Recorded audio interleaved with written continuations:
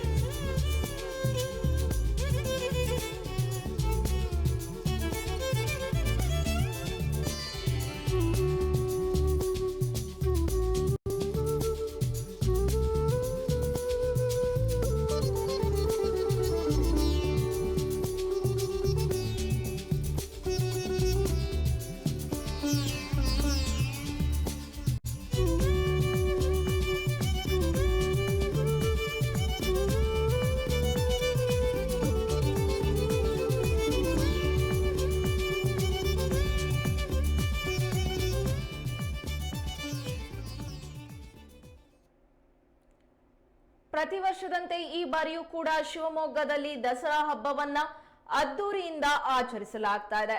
October 12ರಂದು ಅಂದರೆ ವಿಜಯದಶಮಿ ದಿನದಂದು ಜಂಬೂ ಸವಾರಿಯೊಂದಿಗೆ ಅಂಬುಛೇದನವನ್ನ ನಡೆಸಲಾಗುತ್ತೆ.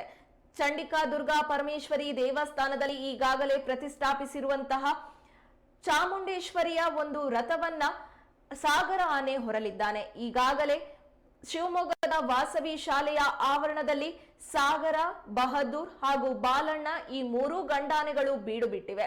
ಪ್ರತಿನಿತ್ಯವೂ ಕೂಡ ಇವಕ್ಕೆ ತಾಲೀಮನ್ನ ನಡೆಸಲಾಗುತ್ತೆ. ಅವುಗಳಿಗೆ ಬೇಕಾದಂತಹ ಸಿದ್ಧತೆಗಳನ್ನ ಇದೀಗ ಶಿವಮೊಗ್ಗದಲ್ಲಿ ಮಾಡಿಕೊಳ್ಳಲಾಗ್ತಾ ಇದೆ.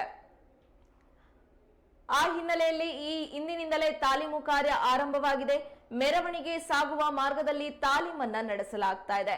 ವೈಲ್ಡ್ ವೈದ್ಯ ಡಾಕ್ಟರ್ ವಿನಯ್ ಮಾವುತರು ಕಾವಾಡಿಗಳು ಮೆರವಣಿಗೆಯಲ್ಲಿ ಹೆಜ್ಜೆ ಹಾಕಿದ್ರು.